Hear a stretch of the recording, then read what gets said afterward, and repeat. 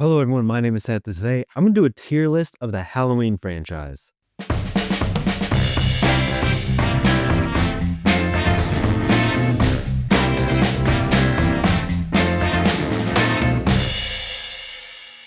So if you know me, you know my absolute all-time favorite horror movie is Halloween, the 1978 Halloween starring Jamie Lee Curtis and Donald Pleasence. I already did a review of the original Halloween back a couple years ago, I believe. So I'm going to link that in the description if you want to go back and see my full thoughts on it. But since it's almost Halloween, I figured this is a perfect opportunity. Instead of me reviewing one Halloween movie a year and string it out for 12 more years, I'm just going to give you a quick little tier list and give my quick thoughts on the films in the Halloween franchise. But before we go any farther, don't forget to like this video, hit subscribe, and hit the bell icon so you never miss a video. We're trying to get to 400 subscribers, so if you're new here, please consider subscribing. And if you're not new here, share this video around with any friends or family. It can help the channel grow, and it would absolutely make my day. And also, this video is sponsored by Dubby. Dubby is an energy drink that is loaded with vitamins, and it's pretty much for anyone who wants a boost of energy to help focus without any jitters or a crash. I'm somebody who sometimes has a lot of really early mornings or some late nights working on videos or preparing for a live broadcast. So having a little bit of extra energy, a little bit of focus really helps. But I think W works for me. I've tried it. W is sugar-free, 0 calorie, and has no artificial colors, which is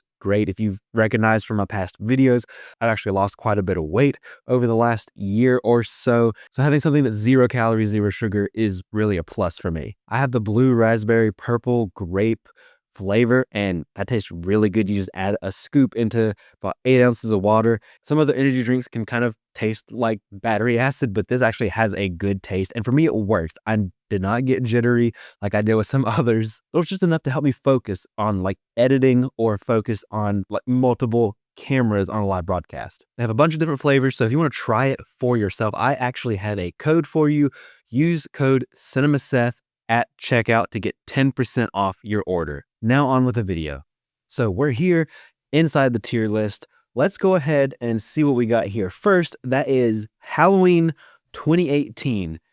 I really, really like Halloween 2018. I don't know if this is a controversial opinion or not, but I think Halloween 2018 is the second best Halloween film in the whole franchise. It's not perfect. It has a couple of issues here and there.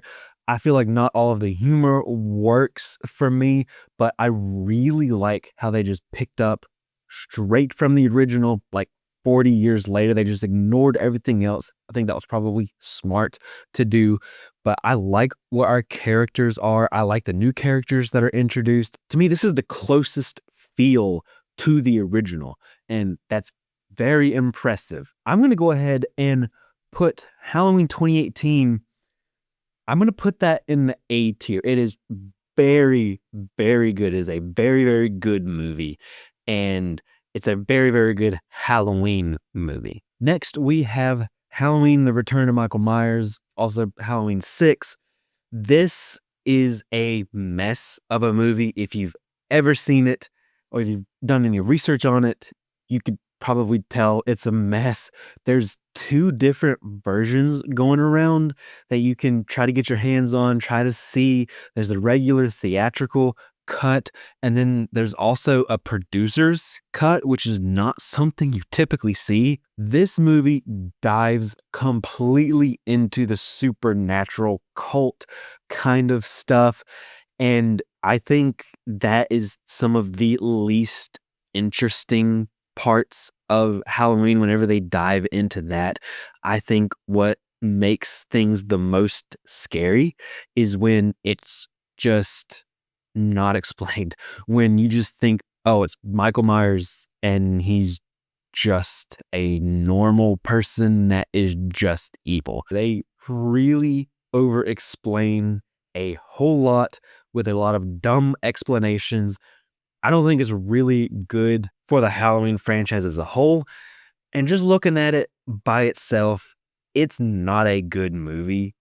And even though we do get Paul Rudd in this, he is not enough to save it. He It's early in his career, but he does give a very weird performance. Donald Pleasance is back in this, and he is one of the best parts of this film. But unfortunately, he did pass away shortly after filming. And when they were going back for reshoots, they just kind of had to piece together what they could.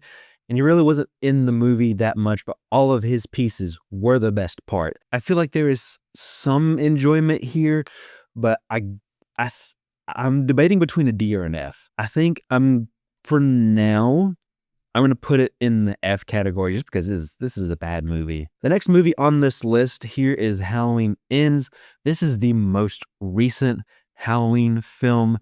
And while I guess some of the technical filmmaking is pretty good, there's not really a lot of other good here. Is that not only is this a bad Halloween movie, I think from a script standpoint, this is just a bad film. And to make it worse, this is a terrible, awful, horrible end to a trilogy. I'm not going to spoil what I thought of Halloween Kills quite yet, but after coming off of that film, I was at least hopeful for a good conclusion. And man, I was completely disappointed. I kind of hate this movie. We do get a showdown between Laurie and Michael one last time, but it's like the last 10 minutes of the movie and the rest of the movie has basically nothing to do with it. I don't think that this would make this movie any better, but if this was the first of the trilogy instead of Halloween 2018, at least it would make more sense minus the last 10 minutes. But I'm going to give Halloween Ends an F. That's on the same level as Halloween 6, which is really weird to say looking at the two, but it's just all of the different circumstances combined makes me want to put that in the F category. Next on this list down here, we have Halloween H2O, and this is basically Halloween 2018 before Halloween 2018. I actually really, really like H2O. There's a few things here and there that I definitely have some issues with. One big thing, which shouldn't be a big thing, but for the Halloween franchise, it is a big thing, is the mask just looks really weird. I feel like there's a couple of different versions they use here throughout this film, one being a completely CGI mask, which looks awful. It just gives Michael Myers the wrong look. A lot of times the eye holes in this film are just too big and it's just kind of awkward. There's a few times where you can really feel the influence of Scream, and I don't really like that for my Halloween movies. But as a whole, telling a story set 20 years later after Halloween 1 and Halloween 2, I think this does a really, really good job. Jamie Lee Curtis is great in this. I love the dynamic she has with her son in this film. It's interesting that we're in a pretty different location than some of the other Halloween films. I think H2O is one of the best of the franchise. It's not quite as good as Halloween 2018, so I'm going to put it as a B. I think it is a very solid Halloween film. I think it's a fun horror film. I think it's a fun slasher film. Sometimes it strays a little bit too far from the vibe of a Halloween movie. But overall, I really enjoy it. And it's one that if it comes on TV, I'm going to have a hard time not sitting down to watching the rest of it. And next on this list, we have Halloween 2, which with how the names are of this film, this is the first Halloween 2. This is the direct sequel to the first 1978 Halloween. The story here is a continuation of the same night from the first film. So unfortunately, Laurie is kind of sidelined in most of this film. She's in the hospital. So I feel like she doesn't have as much to do here, which is definitely a negative for me. But this film does take more inspiration from the slashers that came after, like Friday the 13th. So the kills are more inventive. There's a bit more brutality to this whole film. There's a lot of characters that are introduced here just to die. kind of like what you would see in a Friday the 13th film. A lot of what the first film does well, this also does well, but not quite to the same degree, not quite to the same level as the first one. I think part of that is the fact that John Carpenter and Deborah Hill didn't really want to make a sequel. They wanted this to be an anthology series. And so they didn't really want to make a sequel, but they kind of had to anyway. I feel like at times you can kind of feel that, but I'm going to echo a lot of kind of what I said about Halloween H2O is that this is just a fun slasher. I think it's a fun horror film. Even though I have my issues with it, this is definitely going to go in the B tier. Now we have the first Halloween from 1978, and this is my favorite horror film of all time. This is by far the best in the franchise. I know it's probably stereotypical at this point to say, oh, well, the first one was great, and then the rest of them couldn't live up to it. But this really was true. They kind of captured magic in a bottle here with this first one. They had some really inventive filmmaking techniques, partially due to budgetary constraints. Again, I talked about some of that in my review. I'm going to link that in the description below so you can go back and watch that, get my full thoughts on the film. But there's a reason why this is a classic. The first film immediately made Michael Myers a horror icon, and the first film created so many other spin-offs and copycats. So it's one of the most influential horror films of all time. It's my favorite of the franchise, my favorite horror film.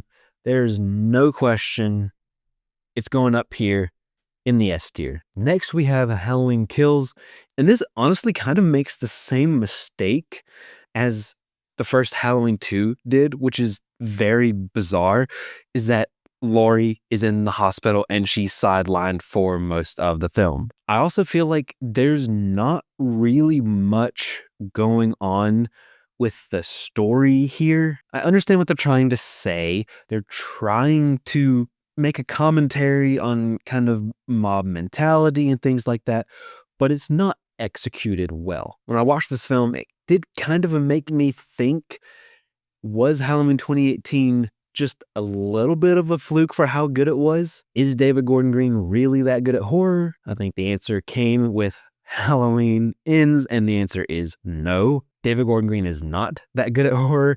Yes, Halloween 2018 kind of was a fluke from him, but Halloween Kills does end on a darker note. It is kind of trying to follow the Empire Strikes Back formula for a middle chapter, but I think it's kind of stuck in the middle. At this point, they already knew that they were going to complete this trilogy, and this just very much so has like bridge syndrome, I think. They already knew they were getting a movie to end this trilogy, that this film doesn't really tell a complete story. It just kind of ends and like that's it. You can't watch this on its own and it feel complete. Now, this still has some really good filmmaking. This has some creative kills. And if you're looking for a Halloween film that is very violent and has a lot of kills in it, this is one. The name probably gives it away, but it does live up to its name. This film really is kind of right in the middle for me. And so I think it definitely deserves a C. Just right in the middle. It's just, kind of whatever. Next, we have Halloween Resurrection. And this is one of the worst movies in the franchise. This is very bad. It's bad. I think because Jamie Lee Curtis didn't really want to come back for this one, she thought that H2O had a good finale, a good ending point, but she was contractually because of her contract, she was obligated to come back. They kind of did her character dirty. I mean, we scratch that. They absolutely did her character dirty. This is just an awful representation of Laurie Strode. And plus, she's barely in the movie. I feel like there's not really a lot of scares here. The story is just incredibly weak. I think just the filmmaking as a whole just isn't good. I mean, we have Busta Rhymes trash talking Michael Myers and hitting him with a karate kick like that. that's what's going on here. This movie was so bad, it really did just put the franchise on ice for a little bit, and they had to reboot it after this film. This is just a bad movie, and if you're really wanting to watch all of the Halloween films, go ahead. Maybe you can get some laughs out of it. But if you're just wanting a recommendation of the Halloween films that you should watch or you should consider watching, just go ahead and skip this one. This is another film that ends up in the F tier. Next on this list is Halloween 4, and this is the return of Michael Myers after Halloween 3 Season of the Witch. Donald Pleasance is back in this film, and he's great. He's just an awesome part of this franchise. He's really like the heartbeat of this franchise, even in some of the films that aren't great. But as a whole, this is a very solid Halloween film. Again, this also has some mask issues. I think pretty much every film, except for Halloween 2018, I think pretty much every film except for the first and then the Blumhouse trilogy has some issues with the mask. And if I'm not mistaken, I think this is the film where they forgot to paint one of the masks and Michael Myers shows up for a brief second with like pink skin and blonde hair. I feel like you can tell that this film was made on a budget, but after Halloween 3, people demanded Michael Myers come back and they found a way to bring him back. This is kind of where they start throwing a little bit of the supernatural stuff, but it's not the main focus. I think they do a great job of introducing Laurie Strode's daughter, Jamie, and they do a great job of building the relationship between Rachel and Jamie. Danielle Harris is absolutely wonderful in the role of Jamie. It is kind of a bold choice to have a child be one of the leads of a slasher film, but it absolutely works here thanks to her performance. And Ellie Cornell as Rachel does a great job as well. Their chemistry is very, very good. They build tension pretty well here. Before Michael Myers comeback some 8 years later, I think this is a really solid film. Like it kind of surprises me how much I like it when I think back on it. I'm gonna go ahead and I think I'm gonna put Halloween 4 up there with Halloween 2 and H2O. Next, we have Halloween 5, and I believe this is kind of where things start to go off the rails a little bit. In this film, they do such a bad job with the character of Rachel. She's killed off very early in the film. I understand wanting to have like a heartbreaking moment for our character of Jamie, but with how strong and resourceful Rachel is, they almost kind of completely change her character in this film. And they just don't do this character justice at all. Donald Pleasance is still good, although they really make Dr. Loomis crazy in this film, and he uses a child as bait. This is really where they start to delve in a little bit more into the supernatural side.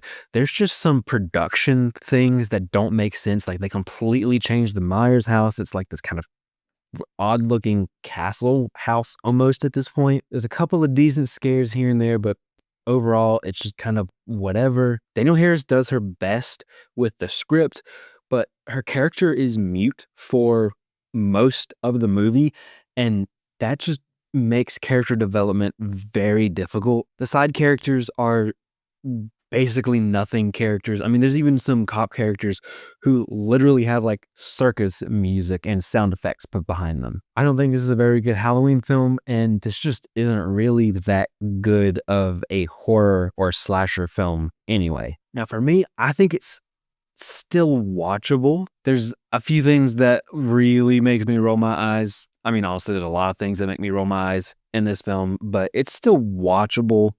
So I'm going to give it a D. I'm not going to put it down there on the F level, but it's close. Next, we have Halloween 3 Season of the Witch. And if you're not aware, this is the one Halloween film that is the anthology that John Carpenter wanted it to be. This is very different. This honestly is kind of like a conspiracy theory kind of detective film almost, with some horror elements thrown in. I think this is very interesting. Not all of the characters I feel like are likable. I feel like they could have worked on that a little bit, but I think if you're somebody who has kind of overlooked this film because it's not Michael Myers, I'm gonna ask you to give it a shot because if you just go into it knowing it's different, knowing it's not a slasher, knowing it doesn't have anything to do with Michael Myers, then I think you can enjoy it. Just go in as this kind of thriller, conspiracy, horror-ish film. I think it's a lot of fun, and I'm gonna put it up here in the B category. All right, so the last two films we have down here are both of the Rob Zombie Halloween films, and I'm gonna go ahead and go with the first one first. I have a lot of issues with it. If you don't like Rob Zombie movies, you are not going to like, I would say, 65 to 70% of this movie. There's so much unnecessary backstory with just completely unlikable characters, and honestly, the first 60%, 70% is hard to watch. I think we get some decent performances. Malcolm McDowell as Loomis is good, although they do change the character of Loomis quite a bit, and I personally, I don't like that. I'm not one for saying everything in a remake has to be exactly the same because you're remaking it. Change some things up, but I don't like the change to Loomis's character. You also get horror legend Brad Dourif as Sheriff Brackett, which he gives a great performance. And Scout Taylor Compton does a, I would say, pretty good job as Laurie Strode, although they do, again, change her character to be a bit less likable, which I definitely disagree with that decision. This is a brutal and gritty film. It works mostly when it's directly adapting things from the original. When we get back to like the last 30% of the film, it's a lot more enjoyable. The first 60, 70%, for me, it's close to unwatchable. So I think I'm going to have to put the first Rob Zombie Halloween here in the D category, and that would definitely be below Halloween 5. I would rather watch Halloween 5 before watching Rob Zombie's Halloween. And Rob Zombie's Halloween 2 goes completely off the rails. If he had any kind of restraint in the first one, that is completely gone. Just forget it. This is just a complete Rob Zombie weird, gritty, unlikable character, just awful horror film. I'm gonna be honest, there's not really a lot to like here. They get really weird with a bunch of dream stuff. I mean, they even have Michael Myers speak in this one. This is just it's a bad horror film. It's probably an even worse Halloween film. I've seen Rob Zombie's Halloween 2. I've seen this film once, and that was more than enough. I basically only finished it so I could say I've seen all the Halloween films. This is a bad film. Avoid this one at all costs. This also goes down into F.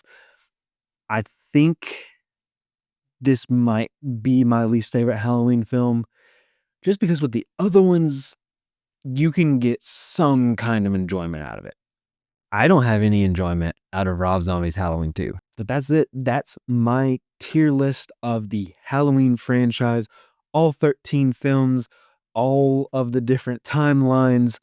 Halloween, the original from 1978, stands atop, stands alone as the best. It is a classic for a reason. But let me know in the comment section down below if you disagree with any of my rankings. If you think one was way too high or one was way too low, let me know in the comment section down below. I'd love to have a conversation with you about it. Thank you so much for watching. I really appreciate it. Don't forget to like this video, hit subscribe, and hit the bell icon so you never miss a video.